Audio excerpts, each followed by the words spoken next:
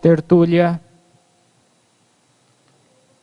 Todos, hoje é dia 24 de dezembro de 2015, é uma quinta-feira, o nosso verbete é de número 3.611, ele tem 5 páginas, 50 elogias e 8 máximos. E o tema de hoje, a ser debatido, é um tema muito polêmico, o canabismo escravizante, da especialidade para a patologia. E ele foi redigido pelo nosso verbetógrafo Henrique Elias, que já não é iniciante, né? Já não é estreante desde ontem, né, Henrique? Que é brasileiro, natural de Florianópolis, estado de Santa Catarina. Ele é estudante de administração, desenvolvimento web, graduado em edificações, transações imobiliárias, especialista em incorporação imobiliária. Ele é voluntário da Conscienciologia desde 2012 e tenepsista desde 2015.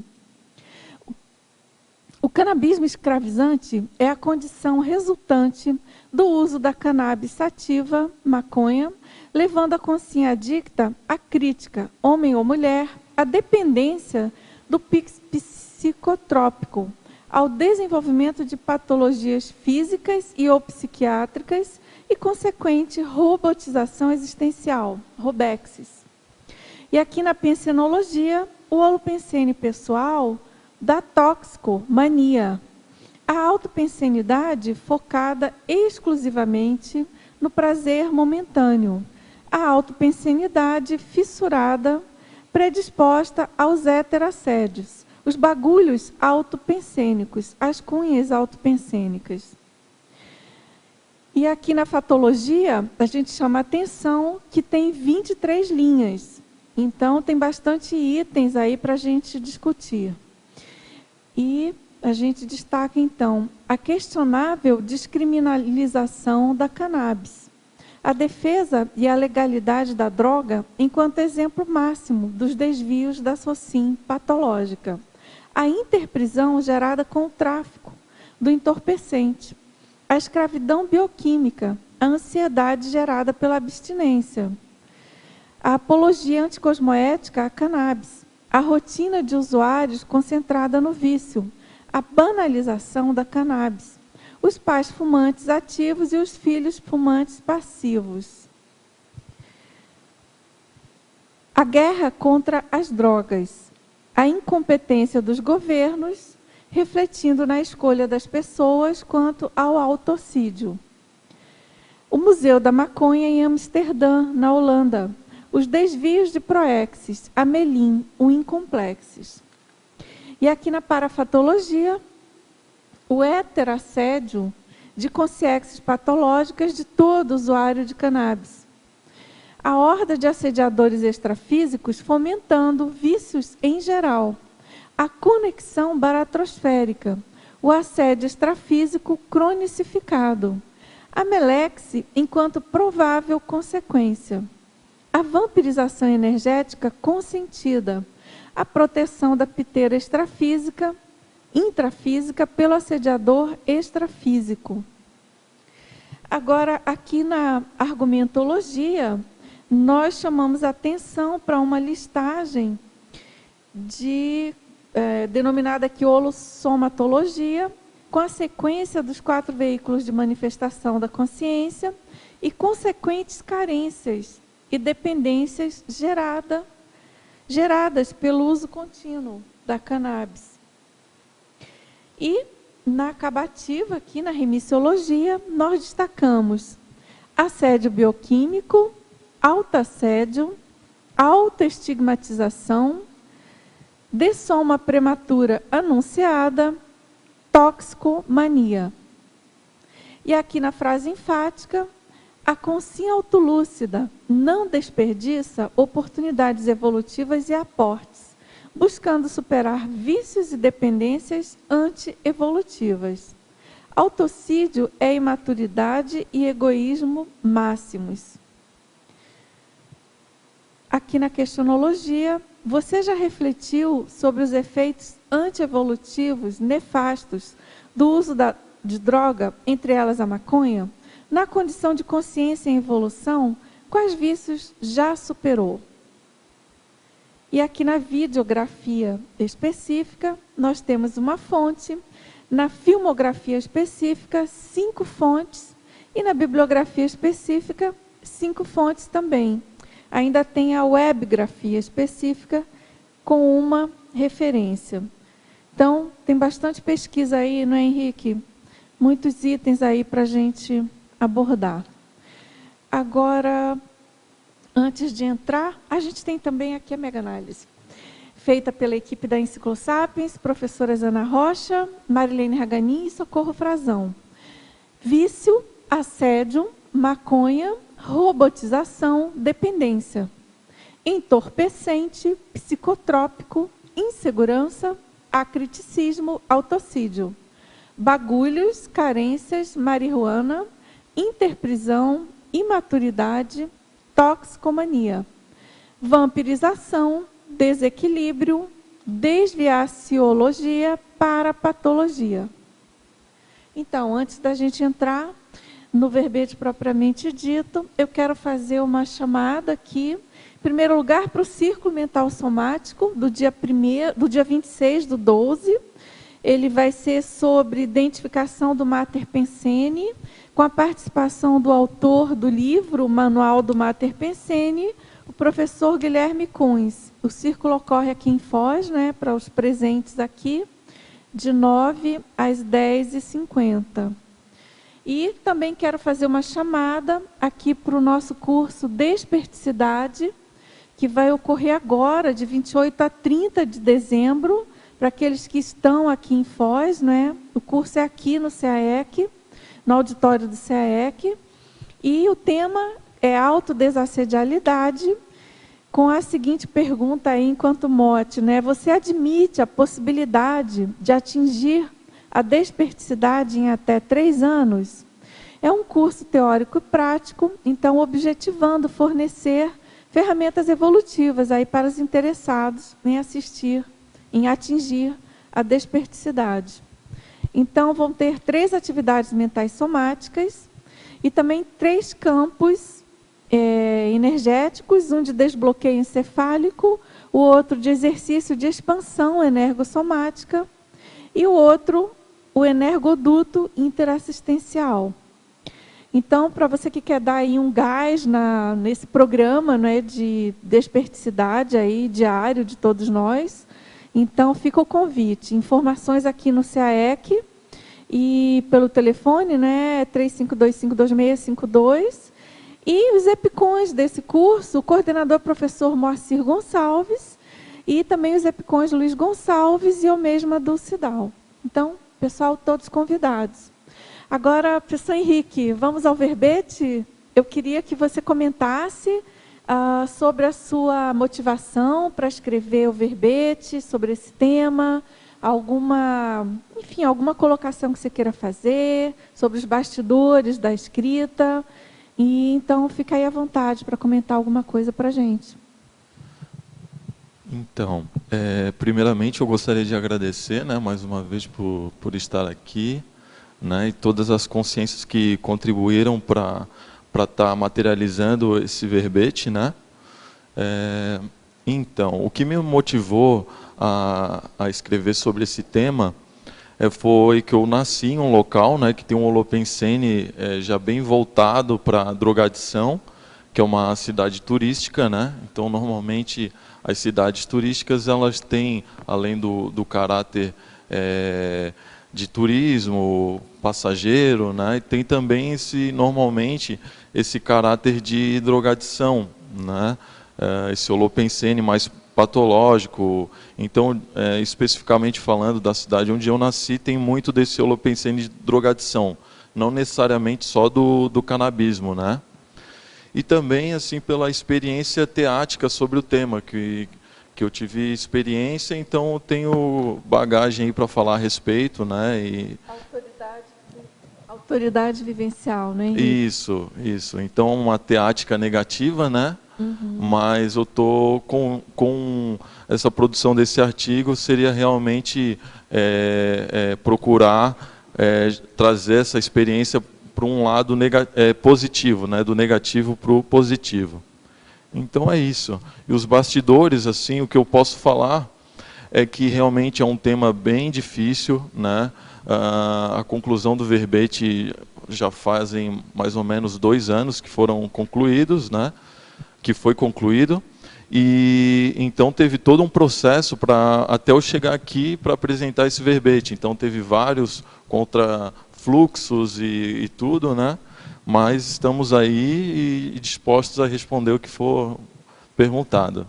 Pois é, agora, por falar em negativo, né, a gente, claro, tem o seu exemplarismo positivo de estar aqui defendendo diante de uma superação, não é isso? De estar colocando aqui a cara a tapa, entre aspas, para um tema tão difícil, né, tão complexo. Então, é obviamente que o seu saldo é bem positivo, né, Henrique? Diante de toda essa abordagem aí do assunto, né? Então, a gente já tem aqui algumas perguntas. E aqui na Fatologia, na página 11, segunda linha, ele pergunta assim, como funciona o site enquanto escola de cultivo? O uso disseminado da internet facilita o canabismo? Sim. Até ontem foi apresentado um verbete já falando dos benefícios, né, e malefícios do computador e da internet. Então, esse seria um malefício, né, do uso da internet. Então, é um meio facilitador da disseminação de informações patológicas. Então, essa questão do site enquanto escola de cultivo, tu procurando, tu vai encontrar diversos sites, inclusive sites que vendem sementes e outros recursos necessários para o cultivo, né, que seria tanto tem o cultivo indoor quanto o outdoor, né, como tem a plantação de outros tipos de plantações, tem vários tipos de plantação também de cannabis. Então os sites eles trazem passo a passo, mesmo sendo proibido em alguns países, está ali na internet. Então não tem assim, se eu sou do Brasil, o Brasil é ilegal, né, plantar e utilizar. Ali eu não vou conseguir ter acesso. Não, tu consegue ter acesso, né? Então, esse site ele explica certinho, inclusive muitos vendem sementes, né? Então, seria isso. Agora, na terceira linha, aí também na Fatologia, qual é a falácia da cannabis medicinal, apesar dos estudos de seus efeitos terapêuticos em portadores de dores crônicas? Então, se a pessoa interessada ela quiser se aprofundar sobre essa questão da cannabis medicinal, dentro das referências ali, a filmografia, né? Tem filmes ali que retratam, claro, um ponto positivo, normalmente a pessoa que está lá, ela precisa de um relaxante, né? Ela utiliza a cannabis. Mas também tem outros relaxantes, tem que realmente analisar, ver se esse é o único meio, né, que ela tem de estar sanando aquela dificuldade e aliviando, né, aquela situação que ela se encontra. Então, o que eu aconselho é realmente sempre procurar um agente da saúde, né, que possa estar encaminhando e possa estar dizendo o que é o melhor ou não. Essa questão que eu coloquei aqui sobre a falácia seria mais no caso, por exemplo, da liberação que teve em alguns estados dos Estados Unidos, onde muitas pessoas iam lá, alegavam uma dor, muitas vezes que poderiam ser resolvidas com descanso, com um remédio de dor de cabeça ou algo nesse sentido, e é prescrito daí o uso da cannabis medicinal, ou seja, um uso indevido. Então, eu não sou a pessoa correta para dizer se é uma falácia totalmente. O que eu quis dizer é que ela é falaciosa em certos sentidos. O uso em si, né, no emprego indiscriminado, Isso. às vezes irresponsável, né? Tem que analisar bem, né? Então, no Brasil, agora foi liberado para alguns o uso de extratos, né, da cannabis, né, mas não totalmente. E tem que ver, cada caso é um caso, né? Então, eu não sou a pessoa certa para dizer se é válido, se não é, mas eu quis colocar que tem também um lado falacioso, né, da cannabis medicinal. Ô, Du, se permite falar só compartilhar uma questão aqui. É a seguinte, ó, Henrique, com relação a isso, até essa que você falou, que eu acho que foi muito positivo, com relação à falácia, o que a gente escuta muito, e eu fiz estágio numa clínica de dependência química, o pessoal falando sobre isso. Ah, mas tem estudos dizendo que a maconha faz bem e não sei o que, então o pessoal usa esse argumento para poder utilizar. E o que a gente vê? Que esses estudos mostram algumas que extraem alguma parte da maconha e é processado lá, e aí é feito o medicamento. Mas não é esse consumo que o pessoal está utilizando dessa forma. Então, por isso que eu vejo que você colocou bem aí que é uma falácia, porque o pessoal pega a informação, não aprofunda, e simplesmente, não, porque o pessoal está falando que faz bem para estudos, mas não. Na realidade, é uma parte lá que é processado, que é feito um medicamento, aí é nesse caso que eles estavam estudando. Então, eu acho que foi bem em cima do lance que você colocou essa questão da falácia. Muito bom o seu complemento, né? Clareou mais ainda o tema, né? Obrigado. E interessante você ter feito... Você trabalha ainda nessa clínica ou você atuou? Foi um estágio? E foi estágio na psicologia que eu fiz. Sim. Faz uns 2 anos, mais ou menos. E aí é interessante ver. E o que o pessoal fala com relação a isso é que se as pessoas soubessem o nível da capacidade que a maconha tem de causar esquizofrenia e o quanto de gente doente que fica por usar maconha, eles não ficariam promovendo a utilização da maconha. Então isso é muito sério, porque o pessoal, às vezes, sem saber dos efeitos, fica propagando isso daí. Mas a chance de causar esquizofrenia é muito grande. Ok, vamos em frente. Então, Henrique, na página 11 também, aí na fatologia, terceira linha, de baixo para cima agora. Quais foram os resultados da legalização da cannabis em países como Uruguai e os Estados Unidos? Então, com relação ao Uruguai, é algo mais recente, né? Normalmente é necessário mais um tempo para realmente ver se teve benefício, né? Eu posso falar mais sobre os Estados Unidos, a Holanda. Então, pelo que me falaram, e também o que eu estudei a respeito, teve uma diminuição do uso, né? Agora tem que ver também a longo prazo isso. Que falam, né, que muitas pessoas, o que é proibido é melhor, né? Ou buscam o que é proibido, que é uma forma de tu mostrar o teu poder de decisão, né? Então eu acho que é uma forma negativa de utilizar essa tua liberdade, né? O uso de qualquer tipo de droga. Agora, até esse exemplo que eu trouxe anteriormente, sobre a questão do uso indiscriminado também, né? De qualquer dor, tu ir lá e se sujeitar ao uso da maconha, né? Então, acredito que, a princípio, tu vai ter mais facilidade de acesso. Então, esse aí é um efeito que não precisa nem estudar, né? Que quando tu libera, tu abre uma porta, né? Tu deixa as portas abertas. Então, acredito que esse tenha sido o efeito principal, tanto nos Estados Unidos quanto no Uruguai. E tem uma coisa, quer dizer, não sou nenhuma estudiosa do assunto, não tenho muita pesquisa, mas assim, de ouvir, de ver noticiário, tem uma coisa esquisita dessa questão da liberação, né? Nos Estados Unidos, por exemplo, não sei se em todos os estados, mas em alguns você tem um efeito halo nosográfico de disseminação de diversos usos. Tem o turismo, tem a doceria de produtos, tem a loja de souvenirs de maconha, de cannabis. Então, é como se fosse, como você coloca aqui no verbete, né? A banalização da cannabis no sentido de se banalizar realmente os reais efeitos nocivos, né? Que são já bem comprovados, né?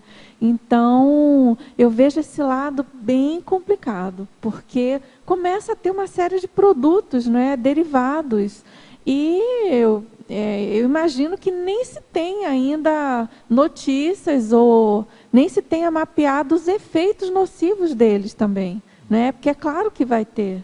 né, dissolvido aí em chocolate, em bala, enfim, tem toda uma indústria, né, americana em relação a isso. Tem até, uma vez eu vi sobre um pacote de turismo, você faz dentro das atividades turísticas, você frequenta lojas e, enfim, para consumir, né? A ênfase é no consumo diversificado da cannabis.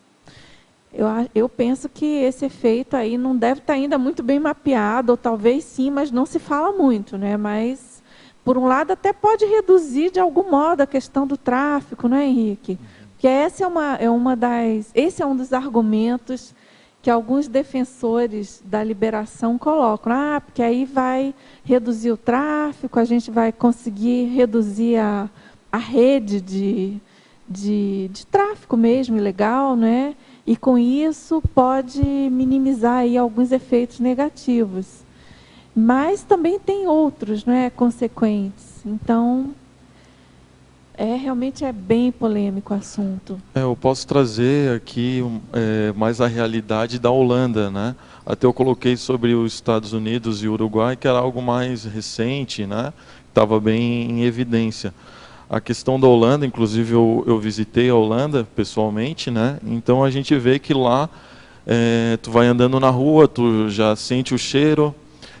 Tem lojas especializadas que vendem pirulito, bolo, derivados diversos, bandeira, roupa, tudo relacionado à maconha. Então é um mercado mesmo, né? Mas sempre tem um contraponto, sempre tem as pessoas daí do local que não gostam, né? Então, e normalmente quem visita esses locais são pessoas de fora, né? Então, acredito que a consequência mesmo é tu cria um mercado e patológico e quando o país ele aceita, né, ele se torna conivente, né, com essa situação. Então ele tá aceitando, ele está batendo nas costas, né? Henrique, com relação a isso, você chegou a estudar ou analisar a questão da maconha, no caso, sendo a porta de entrada das outras drogas? Porque o pessoal libera, isso que acho que a Dulce trouxe aí, libera o uso da maconha, e aí a pessoa começa a ser estimulada a utilizar outras drogas também. Eu não sei se você chegou a pesquisar alguma coisa sobre isso, ela sendo porta de entrada. Sim, eu pesquisei, inclusive eu botei aqui na crescendologia, o crescendo cannabis, cocaína, crack, o crescendo usuário de cannabis esporádico, usuário diário e usuário escravo, né? Então eu quis trazer bem isso mesmo, que até eu posso trazer um caso de uma pessoa que eu conheci e ela me trouxe essa realidade, né? Que ela começou com a cannabis, daí depois ela acabou utilizando cocaína, e daí chegou um determinado momento que ela foi no local lá, na boca de fumo, né? Buscar a cocaína e não tinha. E daí a pessoa estava ali, eles falam que está na fissura, né? Estava ali na fissura e ofereceram o crack, que também é um derivado da cocaína, né? Então é uma mistura ali que daí forma o crack, né? Então a pessoa acabou caindo no crack. Então tu vê que realmente tem uma conexão patológica entre uma droga e outra, né? E também assim, a gente é tão individual, né? Cada pessoa ela tem as suas particularidades, então isso também tem que levar para esse lado da droga. Tem pessoas que vão lá, experimentam e com facilidade abrem mão, mas tem pessoas que não, a simples experimentar ali, ela já se torna dependente. Então tem que realmente pensar se a pessoa que tem vontade de experimentar, se vale realmente botar tudo em jogo por um momento ali, né, de querer experimentar. Então acho que na minha opinião não vale a pena, né? Agora cada um tem a liberdade para fazer o que quiser, mas assim é bem colocado, tem realmente esse crescendo, né, de uma droga levar a outra. E tem até uma reportagem que fala, né, que a cannabis vicia e faz mal sim, né, e muitas vezes não, e falam que muitos estudos falam que faz até mais mal que o cigarro. E tem muitas pessoas que fumam cannabis que elas têm preconceito com quem fuma cigarro e falam, o cigarro faz mal, a maconha não. Então, eu acho que a pessoa, até o objetivo desse verbete foi que a pessoa pudesse ter uma fonte, né, para que ela estudasse bem o tema antes de tomar qualquer atitude, né? Então, ao invés de chegar a experimentar, pega esse verbete, estuda bem, e eu acho que lendo isso aqui já vai levar a pessoa a repensar essa atitude de experimentar, né?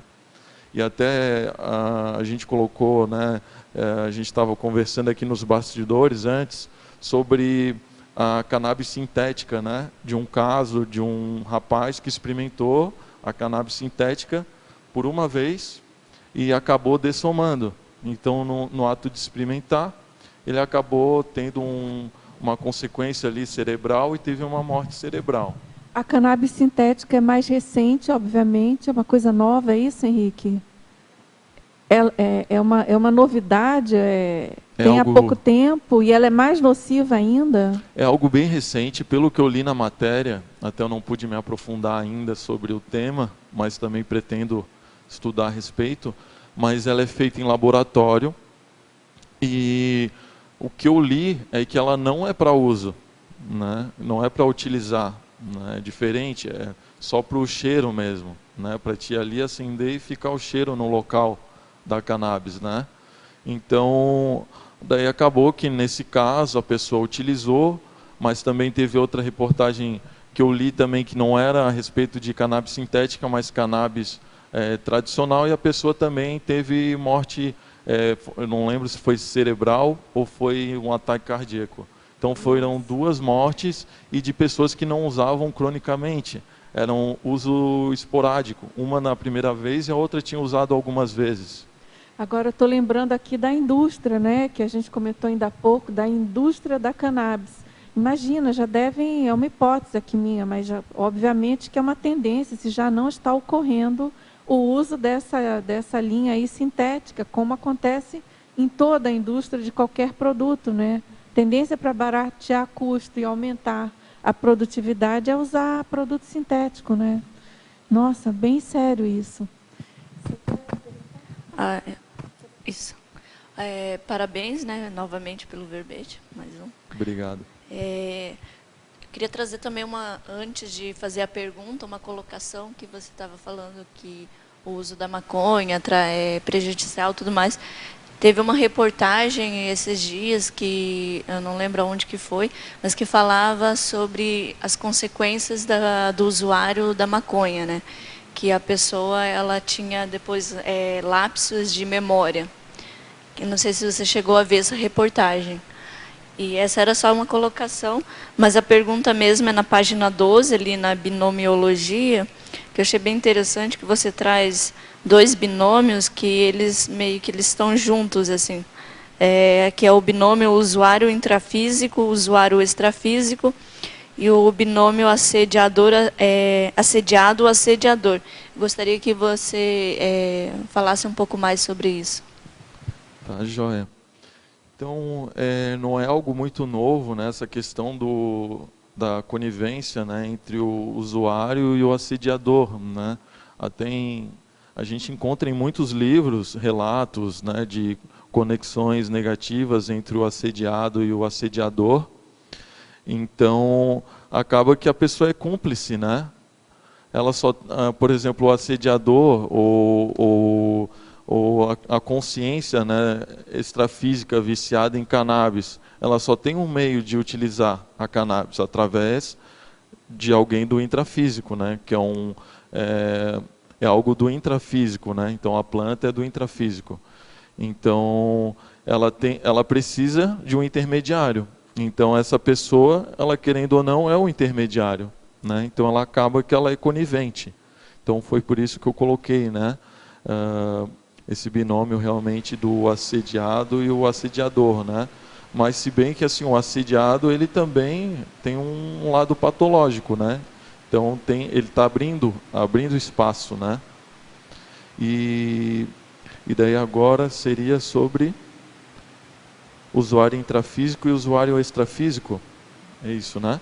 Então o usuário intrafísico é aquela pessoa que usa no intrafísico e ela não supera aquilo, então ela provavelmente, né, ela vai levar isso para o extrafísico também. Então ela vai dar uma continuidade patológica para o vício dela.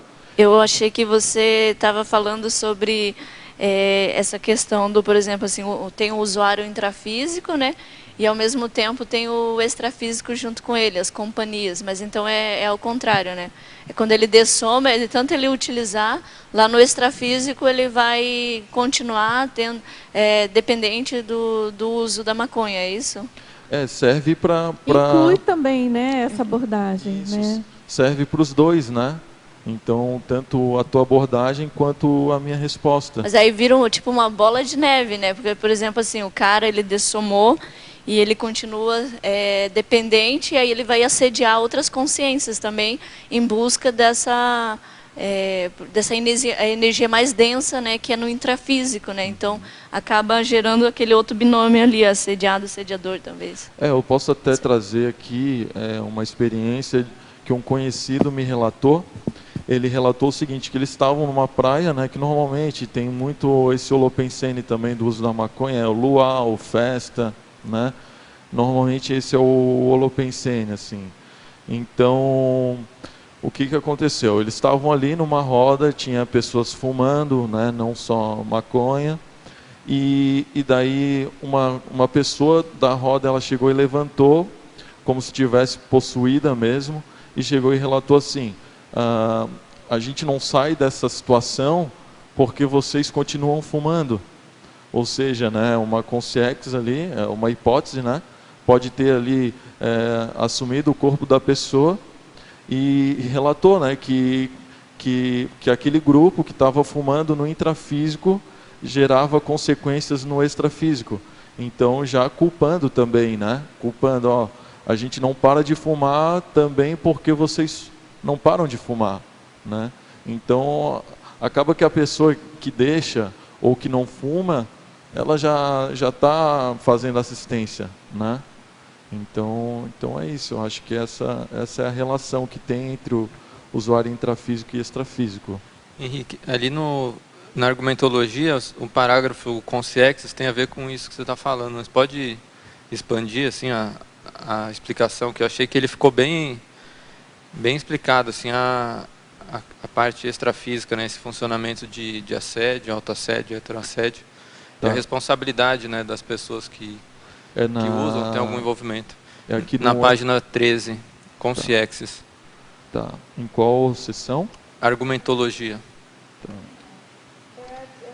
O parágrafo consciexis, embaixo da culturologia aí, logo no início da argumentologia. Isso.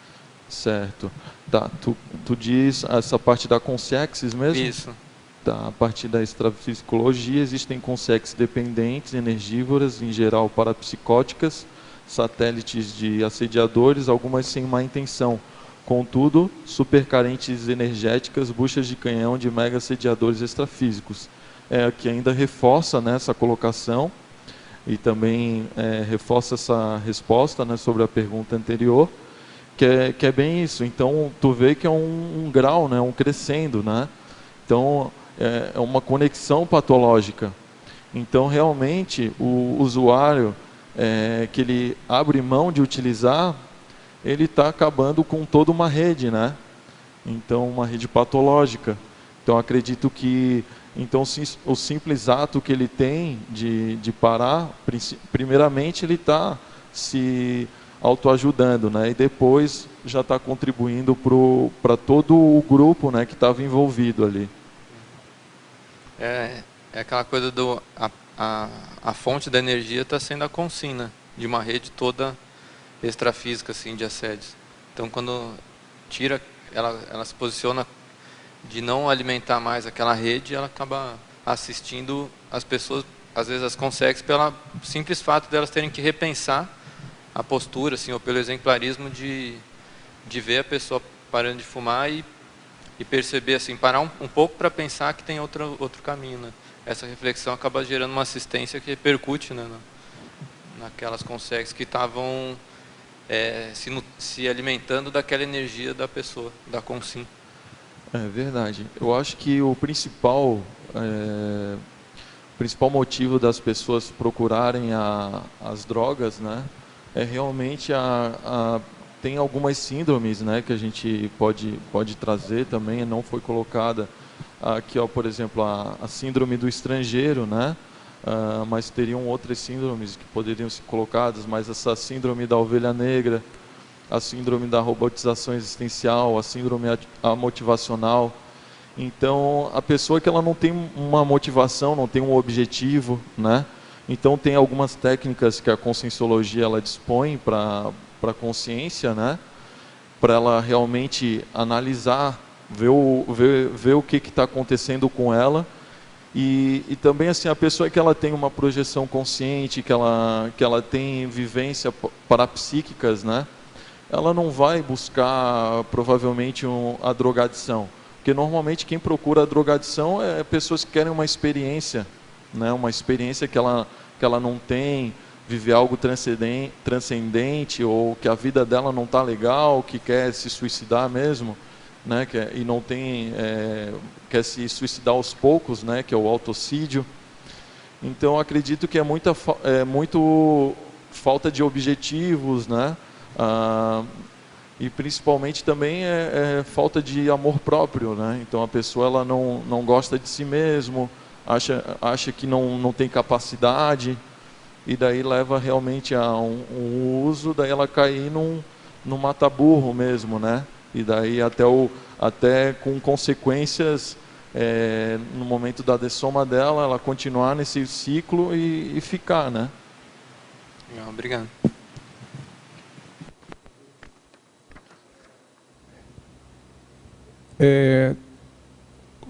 O público que consome, né, a droga em si, ele não consome só a maconha, ele tem ali bebida alcoólica, ele tem outras drogas, a própria alimentação, o conceito de viver desse grupo, né, é um conceito diferente. Agora, eu vejo a maconha ser colocada como uma droga social, como o álcool.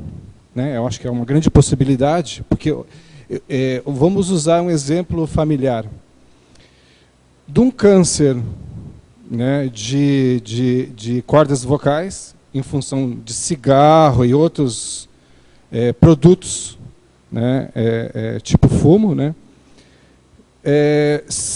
parado o fumo em si, porque a causa é o cigarro, o fumo, mas tem a maconha junto. Não se para a maconha, se para só o cigarro. E esse câncer evolui para outras partes, em função, provavelmente, da maconha. Então, existe um público, eu acho, né, que é social, é aceitável. Né? Profissionais liberais, né, gente que vive nessa transição entre essa robotização, que ele não aguenta mais e procura no álcool, no cigarro, e agora também na maconha, porque não é droga. Né?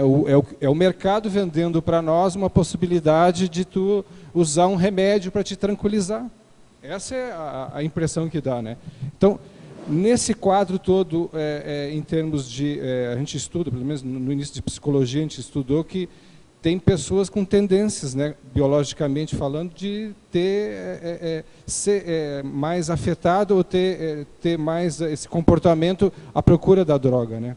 Então, esse é um público grande, isso é um mercado grande. Né? Então, a maconha parece estar sendo mostrada como mais um aliviante, né, para te ser consumida, pelo menos no Uruguai, Holanda, Estados Unidos. Né?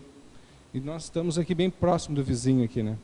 Então, nesse estudo que tu viu, chegaste a ver algum estudo mais profundo em termos de efeitos colaterais mais fortes da maconha, a não ser na caso de neurônios, falta de memória, alguma coisa mais fisiológica, patológica?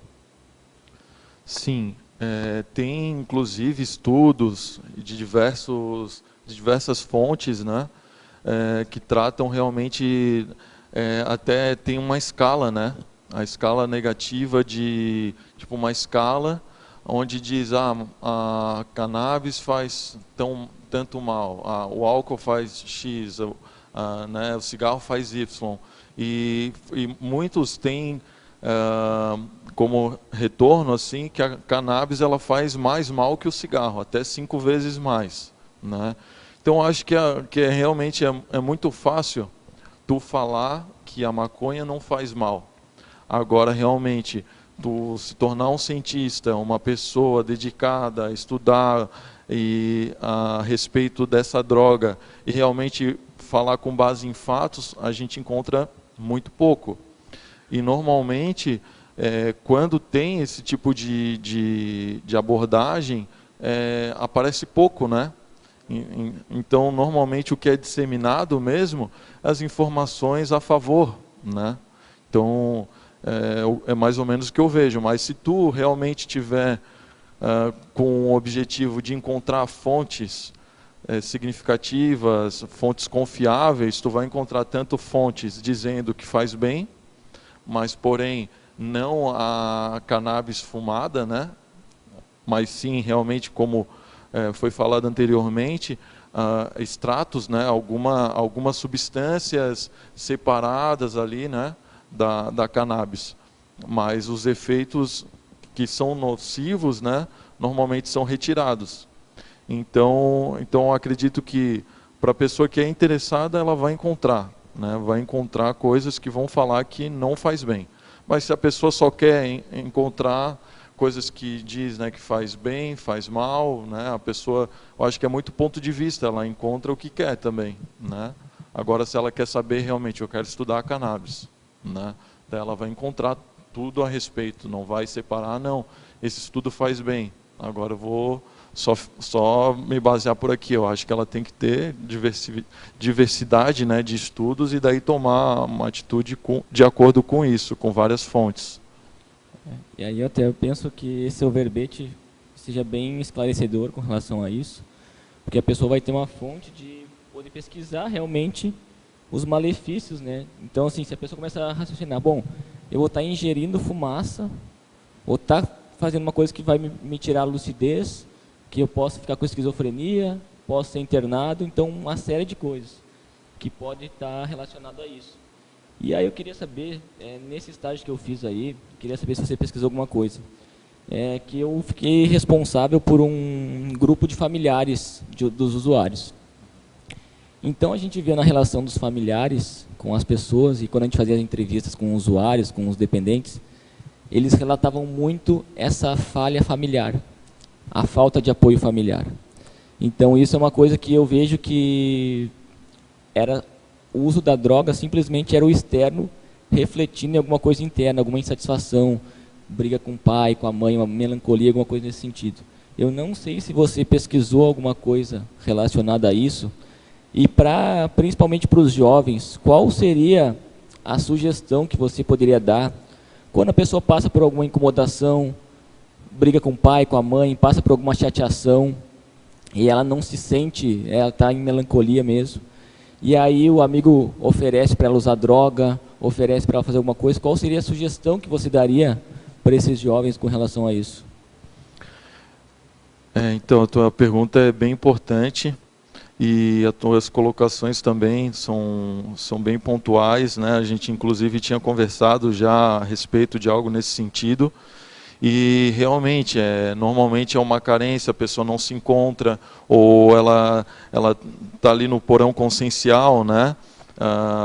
Ela está num momento imaturo, ou tem uma briga e ela quer realmente uma forma de esquecer um determinado problema. Mas essa relação com os pais, né, e também com o uso da droga, que normalmente o que acontece é tanto a sociedade, né, quanto os pais, apontar o dedo e falar, tu é um usuário, ou tu é um drogado, é culpa tua, né? Mas tem estudos também, inclusive científicos, onde diz que as consciências que vêm de família usuárias, dependentes, têm mais propensão ao uso, né, de psicotrópicos e também drogas em geral, né, e até 8 vezes mais. Então, tu é muito mais propenso, 8 vezes mais. Né? Então, se teu pai, se a tua mãe é a mesma coisa, tu vê assim, por exemplo, um diabético, né? Outras doenças diversas. Então, se a tua família já tem casos desse tipo, tu tem que ter mais atenção ainda, porque tu tem 8 vezes mais chance, né, de estar caindo nesse mata-burro. Então, eu acredito que primeiro é a profilaxia. Até eu coloco aqui no verbete a técnica da dissidência superavitária. E essa técnica aqui, eu acredito que é a técnica que é a base de toda evitação negativa, né? Que é tu evitar ambientes que tenham drogas, né? Ainda mais se tu já é predisposto. Também essa técnica também serve para a pessoa que caiu no mata-burro e quer superar. Então, essa questão, voltando para a questão da família, acredito que a família ela tem que se sentir responsável, porque, primeiro, que quando tu tem um filho, pelo menos até os 20 anos de idade, tu tem responsabilidades, né, sobre aquela pessoa. Então, como é que foi a tua educação até os 20 anos? Né? Se a pessoa caiu nesse mata-burro depois disso, até tu pode ter menos responsabilidade, mas tu tem, né? Como é que eram os exemplos dentro de casa? Tu fumava alguma coisa, bebia alguma coisa, tinha alguns desvios de personalidade, tu tratava bem essa consciência que tu criou, né? E assim vai. Então sempre tem relação, né? Tu não consegue isolar. E se tu isola o usuário, né, e põe a culpa, toda a bagagem que é ele o culpado sozinho é muito mais difícil de superar qualquer coisa, né? Então tu tem que ter um apoio e a família tirar um pouco dessa carga, né? Até também a pessoa se sentir mais estruturada, e quanto mais apoio ela tiver, melhor, né? E até com relação a isso, com todos esses malefícios aí que você citou, todas essas condições, a pessoa não entra nessa. Aí se vai levar para essa parte multidimensional ainda, dos contatos extrafísicos que ela vai fazer, se ela experimentar, uma vez que seja, está totalmente por fora, né? Então, acho que está bem em cima do lance aí, seu verbete. Parabéns pelo seu posicionamento também e exemplo. Muito obrigado. Então, Henrique, aqui na Pensinologia, na página 11, terceira linha, você poderia falar sobre a relação da cannabis e os tanatopensenes? Certo. Então, os tanatopensenes seria realmente os pensenes relativos à morte, né, a dessoma. Então, os tanatopensenes seriam realmente, se tu está usando uma droga, muitas pessoas elas caem nessa questão de drogas realmente por diversão, né? Mas muitas não estão cientes que elas estão acelerando a morte delas, né, a dessoma.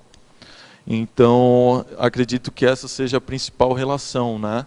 Então, tu começa muitas vezes por um lazer, mas aí depois tu se torna dependente, daí tu vai usar para te tirar da melancolia, né? Que daí ela já tem um efeito entorpecente. Então, tu deixa para depois, é um efeito procrastinador, tu vai deixando para depois resolve esse problema. E aquele problema vai ficando maior, né? Daí depois já começa a vir a melancolia, depois já vem a idade, daí depois já vem o que tu não fez, né? E só vai aumentando. As pessoas que eu perdi, né? As relações que eu coloquei no lixo, e assim vai. E aquela pessoa que pensa muito ou que pensa que está tão mal, com tanta melinho, ou deprimido, que pensa em morrer. E aí tem aquela postura, né? Já quero morrer mesmo, então vou experimentar qualquer coisa e vou enfiar o pé na jaca aí das drogas, porque pelo menos eu tenho prazer, né? Mas permeando isso tudo tem essa coisa do tanatopensene, né? De ter a morte aí permeando esse meio, né? Eu penso que isso ocorre também, né, Henrique? Sim, ocorre com certeza. na verdade, tu tá ali no holopensene da dessoma, né? Até eu cito um outro verbete aqui, que é a dessoma prematura anunciada. E assim, até para deixar bem explícito, né? Tu tá usando droga, tu tá anunciando a tua dessoma prematura, né? A pessoa que ela é mais lúcida, ela vai olhar para ti e vai dizer, tu tá se suicidando, né? É um autocídio, né? Agora vamos lá, a gente tem aqui uma colocação que chega numa outra polêmica, né, do uso das drogas. É o seguinte, ele coloca assim: concordo plenamente com o posicionamento de que a cannabis é prejudicial para a evolução, mas gostaria de abordar outro ângulo do tema. Tanto a cannabis quanto outras várias plantas que já estavam aqui antes do homem eram e ainda são utilizadas para a expansão da consciência e o autoconhecimento. A qualidade desses métodos é questionável e certamente não deixa de ser uma muleta. Ok, concordamos, né? Bem questionável. Mas a pergunta é: o que está por trás dessa experiência normalmente intensa e tão particular? Alguma grupexis, ele coloca, deve ser algum grupo extrafísico, né, especializado, que se apoia nesses métodos para trabalhar, às vezes cegamente, ou algum tipo de consciência elementar presente na planta. Podemos citar nisso o peiote, a ayahuasca, entre outras plantas. Você quer comentar, Henrique? Posso comentar. Eu não me restringi ao estudo da cannabis, né? Estudei outras coisas também. Então, o problema de tu utilizar a droga, né, para ter alguma experiência extrafísica, como ele já falou ali, ele trouxe a questão da muleta, né? Então é uma muleta, né? Então acho que a gente tem aí muitos exemplos de consciências que desenvolvem, tem um parapsiquismo alto nível, né, sem o uso de nenhuma muleta física, né, mas realmente usam da energia, né, da intenção, né. Então, eu acredito que ele já respondeu ali, né, falando que essa questão negativa e que não há necessidade. Mas agora, realmente, se tem uma comunidade ou um grupo extrafísico, eu não cheguei ao ponto de vivenciar, né? Mas é bem possível, né? Como tem todo um grupo relacionado até a droga chegar na mão do usuário, né? Provavelmente no extrafísico também deve ter toda uma conexão, né? Se existe assédio, né? Então quem teve já contato com assediador, né, já vai saber que deve ter uma ligação aí com esse tipo de droga e tudo mais. Agora, o que eu posso trazer de realidade pessoal e de relatos também que foi me passado é que eu já tendo superado, né, o uso, eu já me vi no extrafísico usando, né, e também já vi pessoas que nunca tinham usado, nunca usaram, mas conviviam com pessoas que utilizavam e também se pegaram usando, né? Então, por isso que eu acho que a dissidência ali é um fator determinante do uso ou não. Eu, por exemplo, quando era pequeno, tive uma experiência com o uso, inclusive, né, muito jovem, que eu não tinha ainda consciência do que era certo ou errado, né? Inclusive é uma experiência que eu tive aos 9 anos de idade, então acredito que eu não tinha nenhuma consciência que aquilo era uma droga e todas as consequências, então acabei utilizando. E esse fato, ele sumiu, né? Sumiu da minha mente e foi voltar aos 26 anos de idade, né? Talvez ali teve alguma atitude do extrafísico realmente para eliminar, link, né? ou realmente eliminou aquilo da minha holomemória para não afetasse a minha infância, né? E daí voltou aos 26, né? Então, estranho isso, né? Então, acho que deve ter alguma coisa extrafísica que ocorre, claro, e tudo mais. Com certeza. Né? Porque essa questão, eu acho esse tema que ele colocou aqui bem sério, bem bem rico e importante para a gente aqui, conscienciólogo, abordar e pesquisar. Dentro de tudo que você falou, né, Henrique, eu já ouvi inúmeras vezes ao longo da minha vida, sempre que eu coloco essa questão da conscienciologia, da projeção consciente, e sempre não, mas eventualmente, algumas pessoas comentam essa questão das drogas, das ervas, principalmente em função da moda que aconteceu no Rio de Janeiro especificamente. Eu penso que em outras cidades também, mas em algum momento aí, a questão do Santo Daime, que é o uso do ayahuasca, né? É próximo aí. Então, a gente sabe, eu já vi filmes sobre isso, na época eu já li, teve uma época que eu andei pesquisando esse tema, e do pessoal do Santo Daime, né? Porque eu particularmente conheci umas 2 pessoas que ficaram adeptas, e eu mais de 2. E eu, nossa, fiquei perplexa com o negócio, chocada, enfim, e tentei compreender melhor como é que acontecia. Então, qualquer abordagem que se faça de busca de uma espiritualidade, entre aspas, a partir do uso de alguma dessas drogas, a gente não pode, de modo algum, comparar com a busca de um autoconhecimento através da autopesquisa lúcida, né? Quer dizer, comparar até a gente compara, mas em termos de ganhos e de lucidez e de evolução consciencial, são coisas muito distintas, né? Então, uma coisa é a pessoa alegar, como até o nosso amigo aqui ele coloca, né?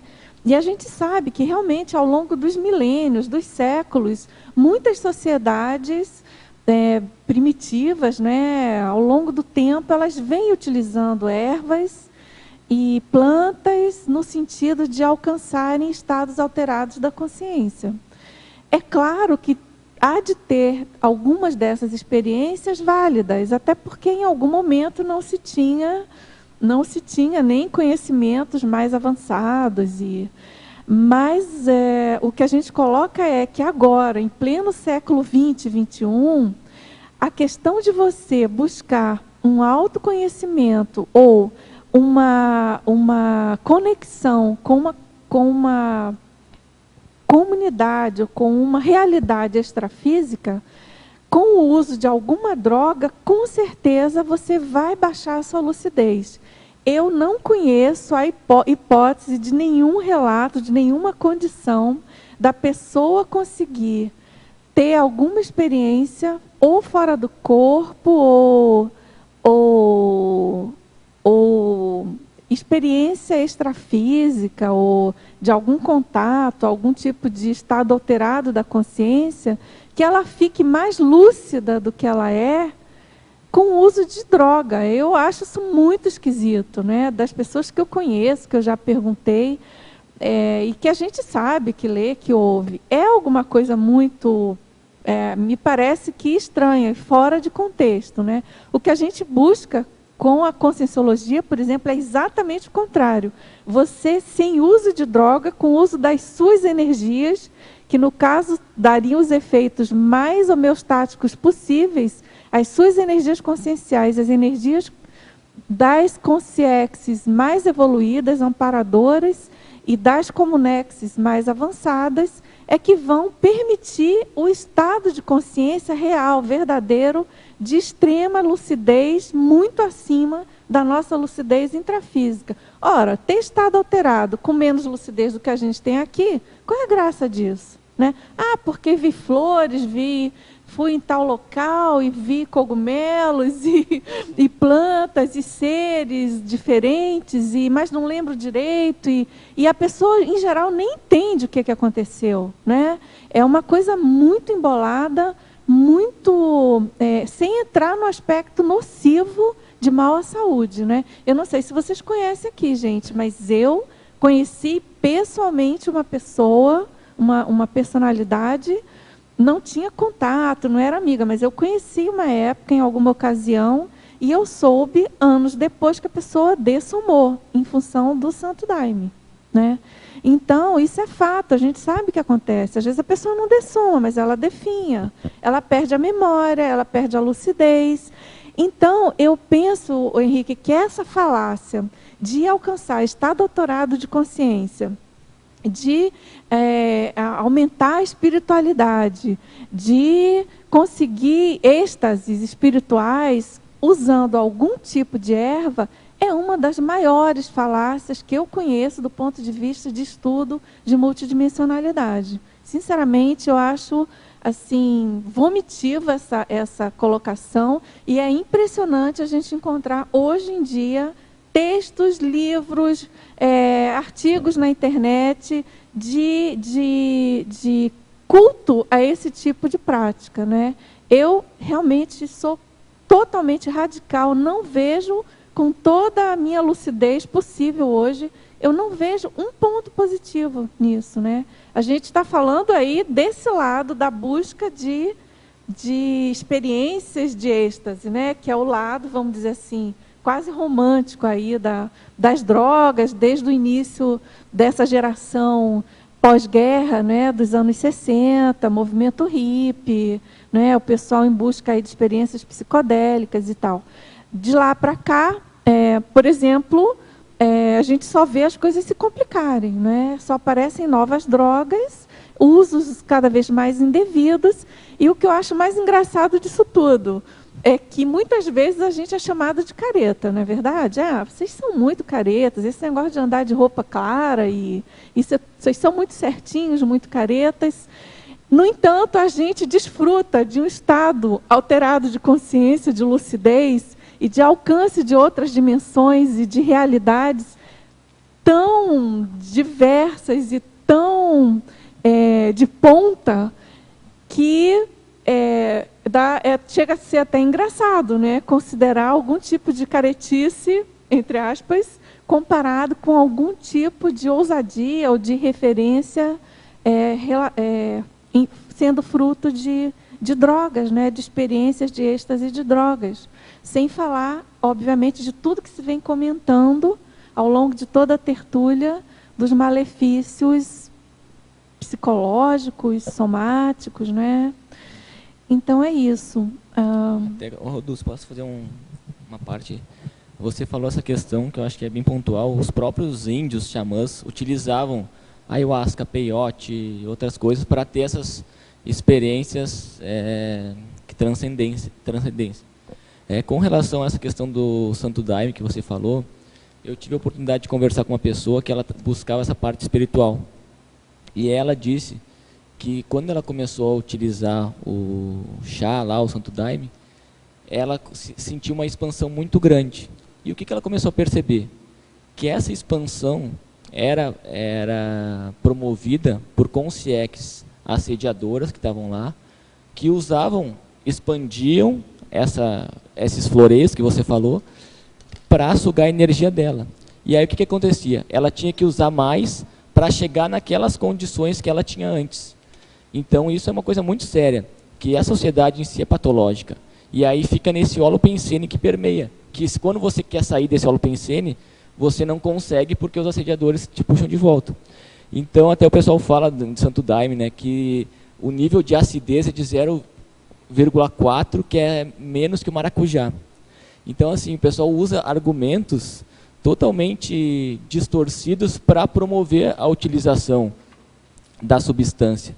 Sem contar que só aí já é um problema, mas sem contar que em muitos locais de Santo Daime, essas coisas todas, a Polícia Federal estava investigando porque tinha gente colocando cocaína dentro do chá para potencializar o efeito. Então, assim, o que eu vejo que ele falou, essa questão dos grupos extrafísicos aí, é analisar essa condição do holopensene patológico, que está em permeio disso aí, né, Henrique? Então, acho que é mais ou menos por aí.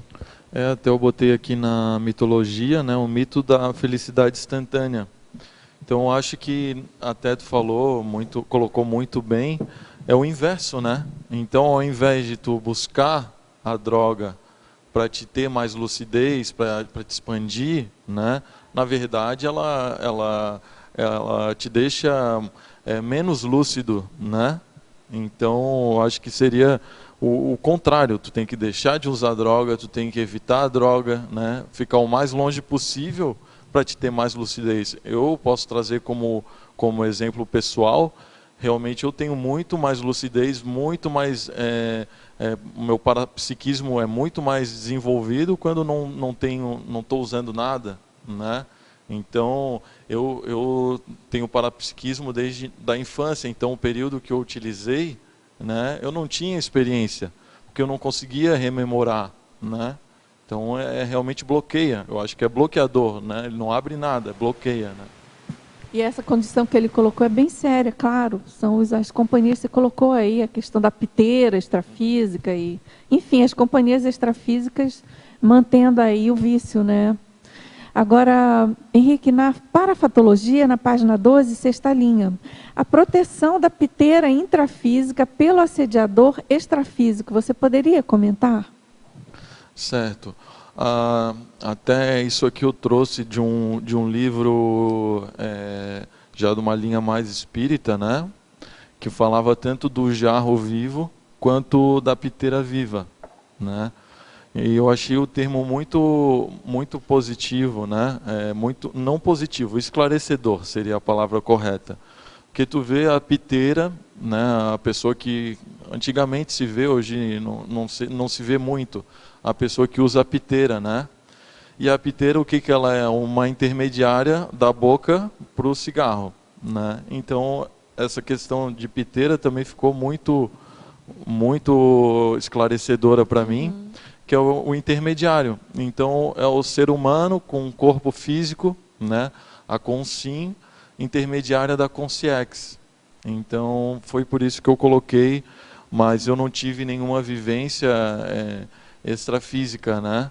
A única vivência que eu tive era eu sendo a minha própria piteira, né? Mas já não usava mais nada, mas no extrafísico ainda me peguei usando, né? Nossa, que séria, né, essa experiência, puxa. Agora, aqui ele comenta também a dependência química, pergunta, né, tem níveis diferentes de estímulo cerebral comparado a outras drogas, como o álcool e o cigarro? O professor realizou alguma pesquisa quanto à relação da maconha e povos indígenas? São duas perguntas. Certo. A primeira pergunta... Sobre o estímulo cerebral. E a questão do nível também, né? A questão de estímulo, até na filmografia a pessoa pode buscar, né, ver os filmes. Claro, sempre depois de ver esses filmes, aconselho desassimilar, que é um tema realmente pesado, né? E muitos abordam de uma forma positiva o uso da droga, né? Então é realmente juntar todo o conteúdo e realmente se precaver, né? Então, acredito que tem níveis sim, inclusive aqui na argumentologia a gente traz níveis, né? Tanto consequências somáticas, energossomática, psicossomática e mental-somática. Então, e ela tem níveis também, também dentro da argumentologia tem a exemplologia, que fala de níveis, né? Condição inicial, e assim vai indo até a pessoa se tornar realmente escrava, né? Então, agora, seria Henrique, mais ou ele menos pergunta isso. também comparado a outras drogas, por exemplo, ao álcool e ao cigarro. Tem nível diferente de estímulo cerebral em relação a essas outras drogas? Sim. Tem, né? Claro. Normalmente o cigarro, para o fumante inicial, né, é mais realmente um hobby, né? Normalmente falam que o usuário, principalmente os mais antigos de cigarro, usavam porque era charme antigamente, né? Era questão, pessoa socialite, né? Era bonito fumar, então tanto que se colocam em filmes de Hollywood, né? A pessoa ali fumando cigarro, ou a questão da cannabis é o cara descolado, né? Ou até pessoas mais velhas que depois de um tempo, eu quero dar uma desbaratinada, né? Eu sempre fui careta, então agora quero parecer menos careta, né? Que é o tiozão ali, né? Então ele quer parecer que não está tão fora de moda, então ele vai fumar, né? Então nesse sentido. Mas ela torna a pessoa dependente, tem dependência, e também a dependência física, né? Química e psicológica. Então Os são três, no caso, os né? três, Os três. os três. Agora, na sua opinião, qual ou quais seriam as condições profiláticas para o não uso da cannabis, tendo em vista uma forte cultura dos jovens no atual contexto social? Ele dá os parabéns pelo excelente verbete e dedicação frente a esse tema complexo. É um amigo seu da sua cidade. Joia. Queria agradecer, né, pelo retorno positivo. E o meu posicionamento, até para reforçar, é que realmente a cannabis é negativa e a pessoa não deve procurar esse recurso, né? Por exemplo, a conscienciologia é um meio de a pessoa se esclarecer, de evoluir com diversas técnicas que ela vai conseguir realmente dinamizar a evolução, que nenhuma droga vai permitir. Então, tu ter uma projeção lúcida, tu aumentar as tuas horas produtivas do dia através de uma projeção consciente, né? Até o estado de consciência contínua, onde a pessoa pode vivenciar até 24 horas de lucidez, né? Então ela indo dormir e ter lucidez, né? Então acho que a forma de profilaxia seria, novamente, eu falei antes, que está dentro de tecnologia, né? Que seria a técnica da dissidência superavitária. E também uma outra técnica que é a questão de viver evolutivamente, então visar a tua evolução, não um retrocesso, né? E tu procurar te estudar, né? A autorreflexão, né? Tu realmente te melhorar, né? Tu te estudar, eu acho que é o principal, né? E essa técnica da dissidência superavitária principalmente, né? Que os pais muito falam quando a gente é mais novo, falam, me diga com quem andas que te direi quem és, né? Eu acho que a gente pode evoluir um pouco, né? Eu acho que não seria tão isso, mas seria assim, me diga com quem andas, né? Que talvez e tu tem grande possibilidade de fazer o que eles fazem, né? Então tu não vai ser a pessoa, eu acho que tu tem mais probabilidade de fazer o que a pessoa faz, né? Então evitar ambientes, evitar pessoas, até tu ter uma estrutura, né? De tu, sei lá, tu quer ir lá para fazer uma assistência, é diferente, mas tem que também ter uma estrutura para ir lá. Agora, na sindromologia, página 13, segunda linha, você poderia explicar a síndrome da ovelha negra e a síndrome da robotização existencial? Certo. A ovelha negra seria aquela pessoa, né, que se sente diferente, ou é aquela pessoa que é vista como mais negativa no grupo também. Tem várias formas de abordar, né? Mas aqui eu quis colocar realmente assim, a pessoa, primeiro que ela fica estigmatizada, né, como uma pessoa negativa, então a pessoa vê, a pessoa foi usuária, ou ela tem determinado traço negativo, né? Então essa pessoa ela fica ali estigmatizada e todo mundo fica ali pensionizando negativamente, né? Sobre ela. Até dentro da conscienciologia eu li muito sobre a questão de quando tu quer superar algum traço, algum vício, até é bom tu sair da cidade da onde tu tinha aquelas atitudes anticosmoéticas, né? Ou aquela atitude patológica. Porque tu fica realmente estigmatizado e tu vai reencontrar com pessoas do teu antigo grupo patológico e elas vão te julgar por aquelas atitudes que tu tinha anteriormente te afetar, né? E muitas vezes não vão te levar a sério. Então muitas pessoas da sociedade têm também essa visão trafarista, visão negativa, né? Em vez de ver que a pessoa superou e ela tem bagagem para falar sobre determinado assunto, né? Ela chega e fica ali tocando na ferida com o objetivo de realmente botar a pessoa para baixo e colocar ela de volta naquela condição. Então foi isso que eu trouxe com a síndrome da ovelha negra. E a questão da síndrome da robotização existencial é que tu fica ali refém de uma condição. Então tu fica suscetível a estar buscando o traficante, né? Buscar o uso da cannabis, fica ali na necessidade, Então fica nesse holopensene patológico e fica robotizado, né? Tem pessoas que vivem em função da droga. Se ela não usar a droga, ela não consegue viver. Então, ela até trabalha, estuda, mas se ela não começar o dia usando a droga, ela passa o dia todo, até consegue ir trabalhar ou estudar, mas só que ela fica com aquela vontade, pensando a respeito, né? Então, seria mais ou menos isso que eu quis trazer com essas duas síndromes. Agora, na pensenologia, na página 11, na última linha, por favor, você pode ampliar o conceito das cunhas patopensênicas e a respectiva profilaxia? Então, as cunhas é um termo que é usado muito aqui na Conscienciologia, que seria realmente a cunha, até eu fui pesquisar a respeito do que era, né? Às vezes é um triângulo assim, né? Que tu realmente tem uma ponta mais fina e uma ponta mais grossa, né? Usado para segurar a porta e assim vai. Daí, se a pessoa procurar a cunha, ela vai encontrar um significado para isso.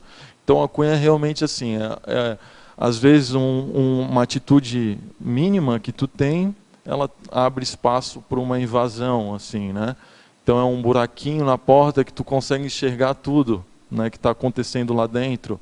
E daí, colocando ali informações que vão abrindo espaço até conseguir ter acesso mais amplo, né? Então, esse foi o motivo de eu ter colocado, né? E o que eu entendo por cunha, né?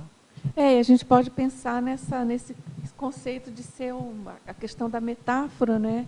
De uma peça que entra, que chega com aquela ideia, com aquela questão, no caso seu nosográfico aqui, patopensênica, né? No sentido de como se fosse um enxerto, uma chega patopensênica sobre o assunto, né?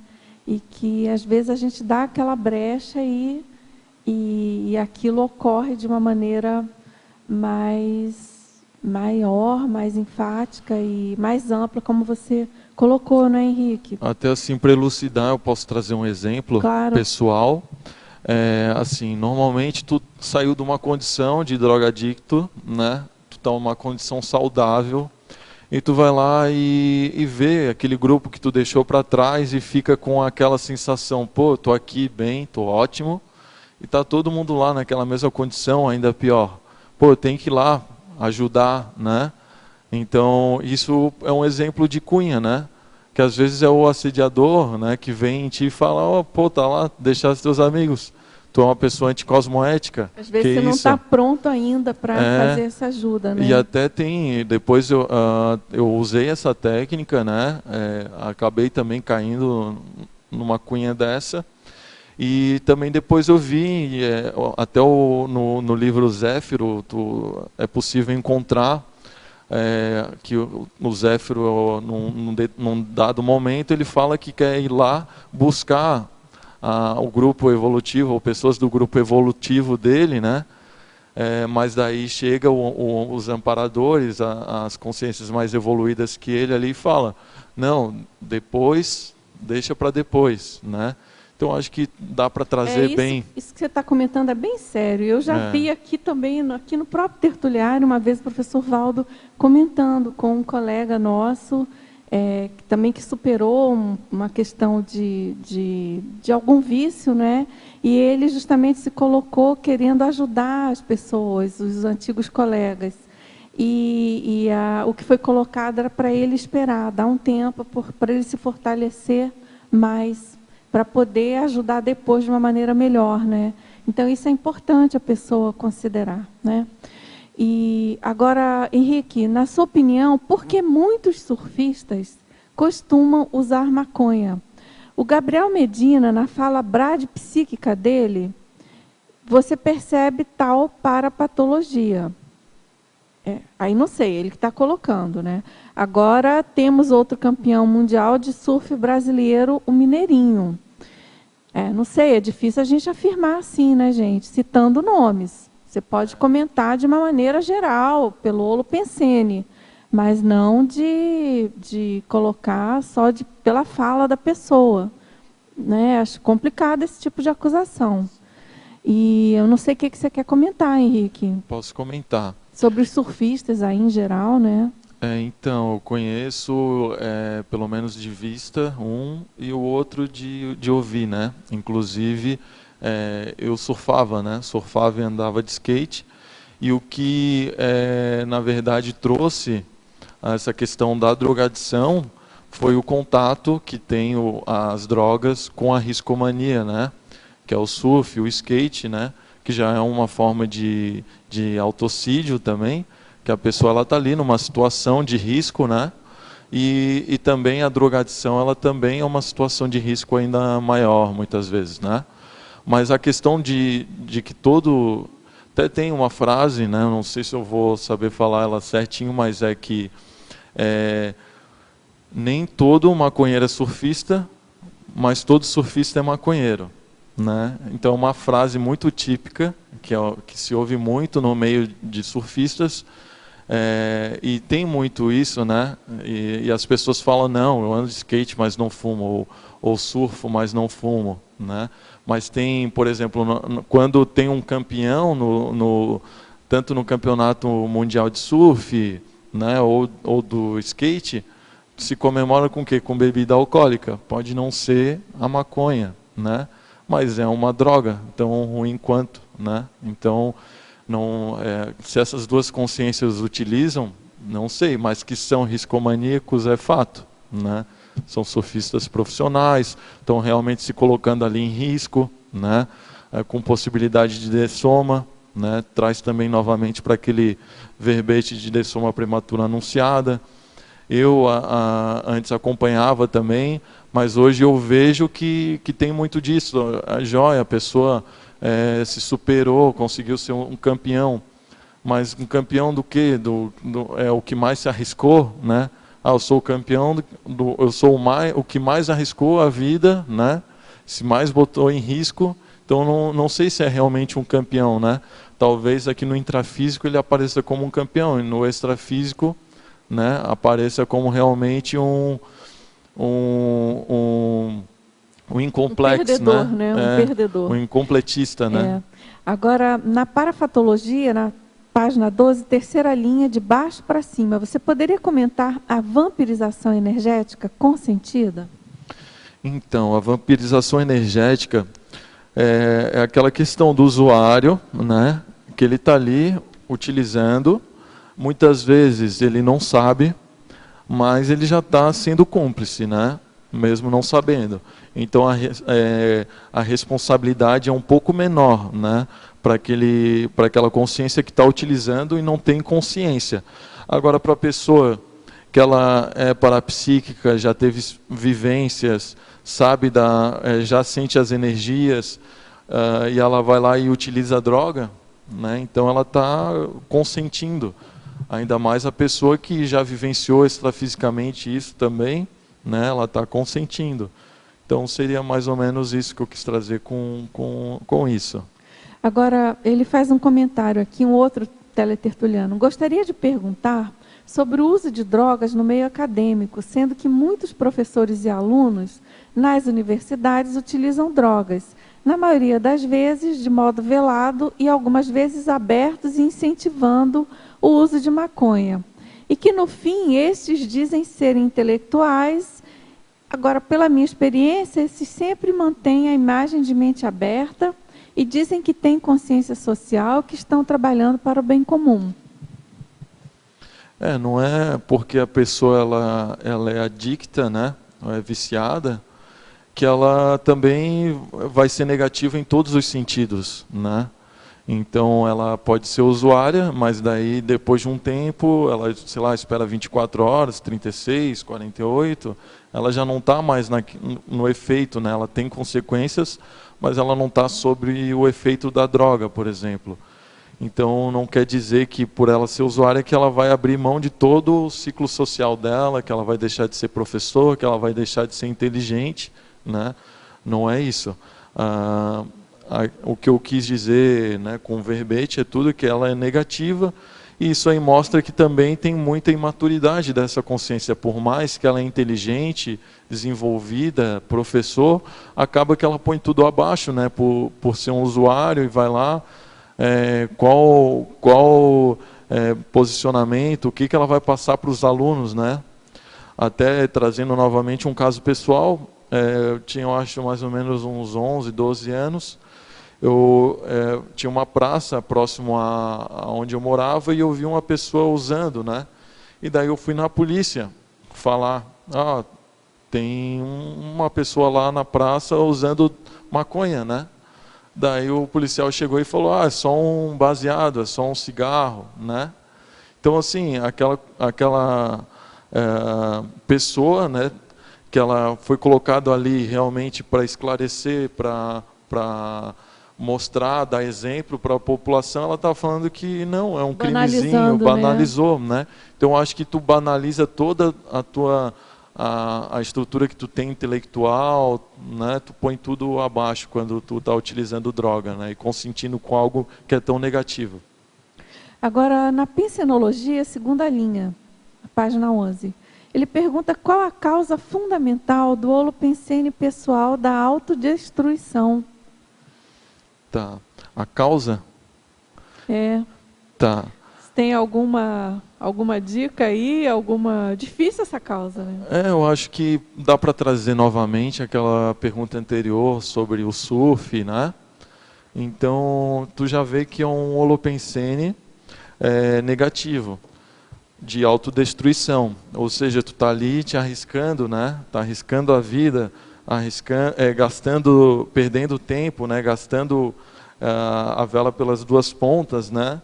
Ali numa situação que não está te trazendo nada, né? Pode te trazer, sei lá, tu pode estar contribuindo para o teu soma, né? Tá andando de skate, tá melhorando o tônus muscular, né? Mas daí está atrofiando o cérebro porque tu não está usando, né?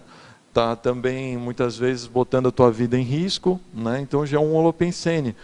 E voltando a essa questão que eu falei antes da praça, na minha cidade também, né, foram colocados em todas as praças, na maioria das praças, pistas de skate, que era o half pipe, né, o mini ramp, que eram de cimento, que eram crianças iam lá, brincavam, foi onde eu comecei a andar de skate também, e meio que foi uma oportunidade que foi dada para eu me desviar, né? Então eu até coloco isso como um dos motivos que me levaram ao desvio, né? Em partes, né? Um desvio temporário, que foi os órgãos públicos, né? Com tantas necessidades de melhorias na infraestrutura pública, eles vão lá e colocam uma pista de skate, né? Então muitos alunos que estudavam em colégios próximos ali matavam aula para andar de skate. Tem a questão que onde tem pista de skate normalmente tem droga próximo, né? Ou criam-se redes de distribuição. Os pais muitas vezes deixam, eu vou ali andar de skate, né? Às vezes, ele vai brincar, mas não, ali tem toda uma rede de pessoas mal intencionadas que utilizam disso, né? Para influenciar as crianças ali, né, a um desvio, né? Então é todo um holopensene negativo, né, que culmina na drogadição. É isso. Eu acho que esse seria o holopensene da autodestruição, né? Agora, você poderia discorrer a respeito da intencionalidade dúbia do pensene autocorruptor? Tá. A intencionalidade dúbia seria realmente assim, tanto o ganho secundário, né? Tem os dois lados. Então, tu realmente assim, ela é dúbia porque tu tem a intenção, por exemplo, tu quer ir ali fumar, né?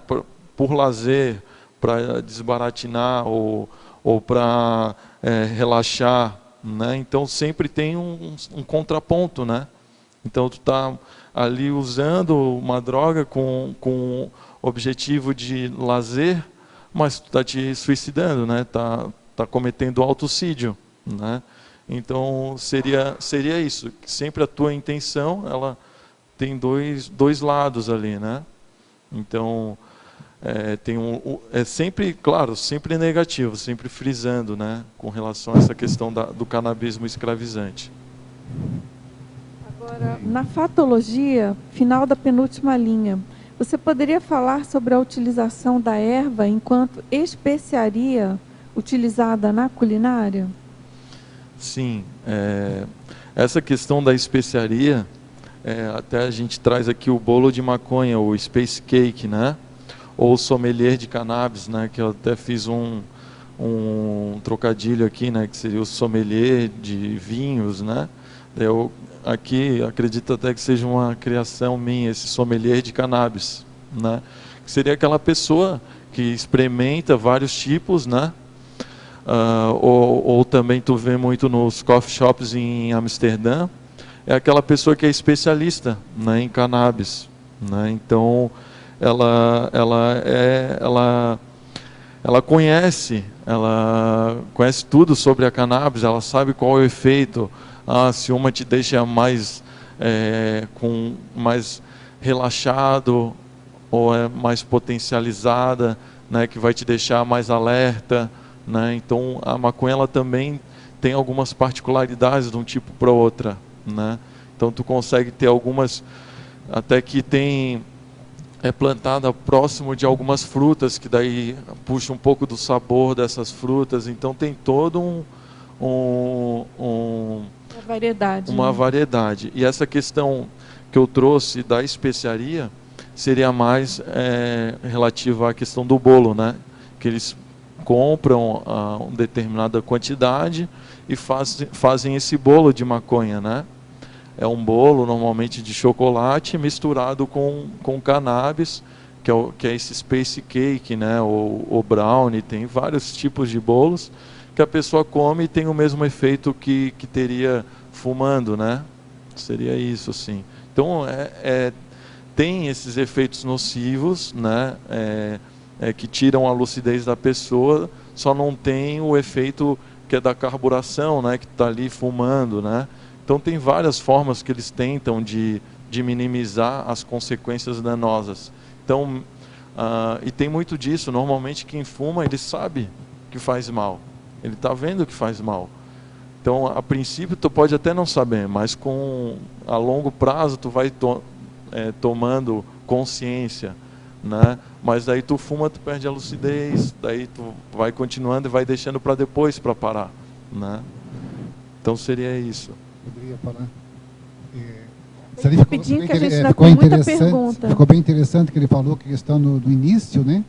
Do início é bom, é atrativo, a pessoa vai ter uma série de prazeres, de diversão, né? No ambiente, né?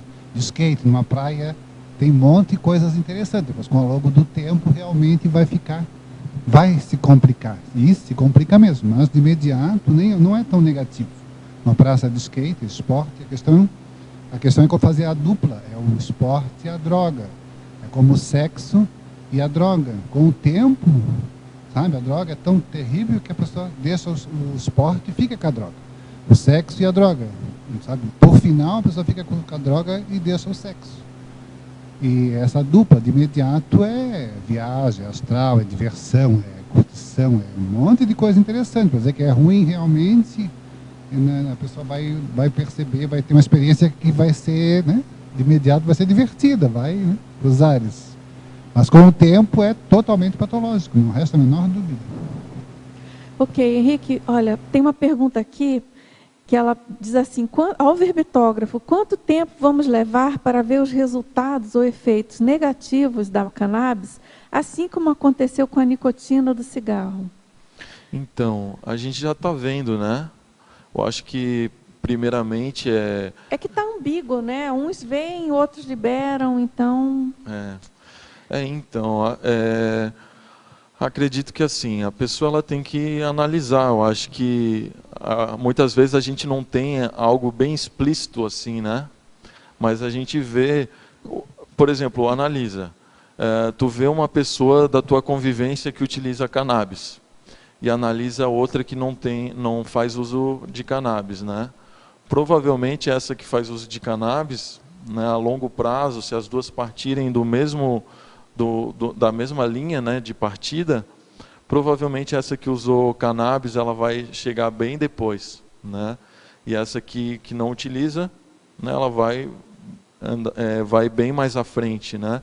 Eu acho que essa questão realmente a gente vai ter que viver para ver, né? Mas a gente já consegue, analisando o passado, já ver as consequências que tem a cannabis, né? Eu acho que seria realmente assim, a gente não só pensar no futuro, mas tentar analisar o que a gente tem já no passado, né? Então, principalmente, eu acho que a questão negativa é tu ver. A pessoa que ela compra a droga, ela está fornecendo dinheiro para um grupo, né, que pode ter atitudes negativas com aquele dinheiro. Por exemplo, comprar uma arma, né, ou comprar outro tipo de droga. O que acontece muito também pessoas que levam outras drogas, por exemplo, êxtase, LSD, né, também cocaína, levam para outros países e daí trazem, por exemplo, o skunk, né, que é um tipo de maconha também, um tipo de cannabis, né? Então tem muito isso, tu vai ficando ali compactuando com isso. Então, que é negativo é fato. Talvez a gente não consiga enxergar os efeitos nas pessoas, né? e a extensão. Disso, né? Agora, na exemplologia, na página 13, você poderia desenvolver? Agora, Henrique, é o seguinte, a gente está com pouco tempo, ainda tem algumas perguntas. Tenta sintetizar um pouco, tá? Exemplologia. Tá. Na exemplologia, eu acho que já está bem explícito aqui, né? Que é a condição ali que a pessoa vai usar droga só por curtição, daí depois ela já vai ficar numa situação já de dependência inicial, né? Mas já dependente. Então ela tem que usar, ou quando ela vê alguém usando, ela já fica fissurada, daí já vai tendo companhias, né? Tanto extrafísica, já vai criando vínculos, e assim vai, até chegar realmente um momento que ela vai se tornar dependente totalmente, culminando no uso de outras drogas, né? Que é o que muito acontece. Eu realmente vi muitas pessoas que começaram na maconha e foram indo, se perderam, algumas dessomaram, se meteram com crime, outras foram presas, né? E assim vai. Realmente um efeito realmente bem patológico e que teve início normalmente com o uso da cannabis ou álcool ou cigarro, né? Agora, na página 12, também, terceira linha, ela coloca a horda de assediadores extrafísicos fomentando vícios em geral. Você poderia fazer uma análise sobre a liberação da maconha e essa horda de assediadores? Então, eu acho que todo mundo que compactua, né, com a droga não precisa nem ser assediador extrafísico, né, ele já se torna um assediador intrafísico, né? Então a gente tem, por exemplo, tem o caso, né, de alguém que legaliza ou contribui, né, no intrafísico mesmo, já vai contribuindo patologicamente e vai criando, influenciando, né? Então tu vai abrindo caminhos e facilitando o acesso, né? Eu acho que realmente a gente tem que procurar ter discernimento e daí quando todos tiverem discernimento, daí não vai ser preciso talvez proibir nada, né? Já a pessoa vai ter um nível de maturidade que vai saber que aquilo não faz bem. Você sabe que tem um colega nosso aqui, teletertuliano, que ele colocou assim, alverbetógrafo. Foi assinado nessa terça-feira, dia 22 de dezembro, pelo presidente da Colômbia, Juan Manuel Santos, um decreto que regulamenta o cultivo, a produção e a venda da cannabis sativa. A justificativa é sempre a mesma, o uso medicinal, etc. Em sua opinião, essas descriminalizações geram o efeito positivo esperado na redução da criminalidade ou só pioram a situação justamente pela liberalidade no uso dessa droga? Então, tem um filme aqui que é o Quebrando o Tabu, que é um filme do Fernando Henrique Cardoso, que ele vai em Portugal, vai em vários países que teve a descriminalização, né? E vai vendo os pontos positivos, inclusive dá índices, né, de mudanças positivos, negativos, então dá para, vendo esse filme, já ter uma geral sobre isso. Nesse filme fala realmente dos efeitos positivos da legalização, de ter uma diminuição do uso, né? Agora, cada caso é um caso, tem que ver qual país foi, né? Como é que é aquela comunidade, questão de educação e tudo, né? Padrão pensênico e assim vai. Então a gente não tem como generalizar, tem que analisar cada caso, né, individualmente. Não tem como generalizar. Nesse caso aqui da Colômbia, né? Colômbia, então, um país tão complexo nessa questão das drogas. Eles devem ter estudado muito, né, para tomar essa decisão. Vamos ver, vamos torcer. Tem até a questão... A princípio, eu acho sempre muito esquisita essa questão da descriminalização, né? Mas, enfim, é bem complexo, é ultra complexo e difícil de uma análise rápida, né? Porque, como você colocou, depende do país, do local, da cultura, e quem está defendendo a descriminalização, os itens colocados, né, são realmente esses, né, os dados que eles estão utilizando? Então, assim, que indústria estará por trás dessa descriminalização, né? Então, acho que hoje, no momento, é sempre aquela interrogação, né? A gente está tateando e não sei, aí uma posição minha pessoal, né? Eu particularmente penso que é sempre, nesse atual momento evolutivo do planeta, liberar qualquer tipo de droga é sempre nosográfico. Não é possível que o saldo seja positivo, não tem lógica. Aparentemente não tem lógica, na minha opinião. Mas, enfim... Talvez seria o inverso, né? Proibir tudo que é negativo com relação à droga, né? Proibir talvez o cigarro, proibir talvez o álcool, né? Talvez seria esse o caminho, não o inverso, né? Legalizar o que é criminalizado, né? O que é nocivo, né? Legalizar o que é nocivo é algo que parece ser muito esquisito, né? Mas, enfim, estamos na era da Reurbex, não é verdade? Até um tempo aí a gente ainda tem muitas águas rolando aí da nossa baratrosfera, infelizmente, e a gente tem que conseguir se qualificar, não é verdade, para ajudar essa turma toda. Agora, professor Henrique, a gente tem uma fala aqui de uma teletertuliana, ela coloca assim, que ela tem um membro familiar que usou a cannabis por um período de sua vida e ficou com um transtorno psiquiátrico. Há 6 anos abandonou e faz tratamento para conseguir ser funcional.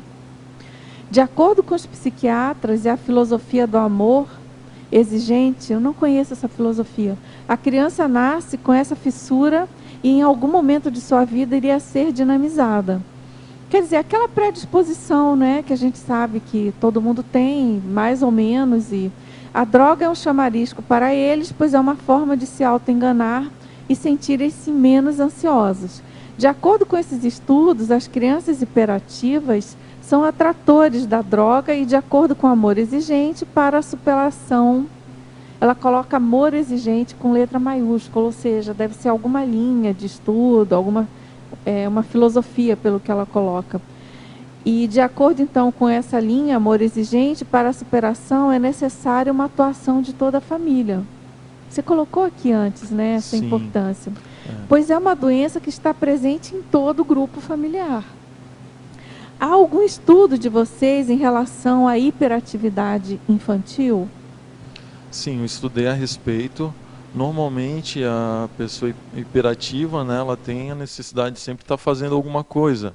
E a cannabis realmente ela tem um efeito de tranquilizante, né? Ela tranquiliza, relaxa. Então, às vezes, a pessoa ela encontra uma forma de ela amenizar aquela situação, ela está ali cheia de energia, né?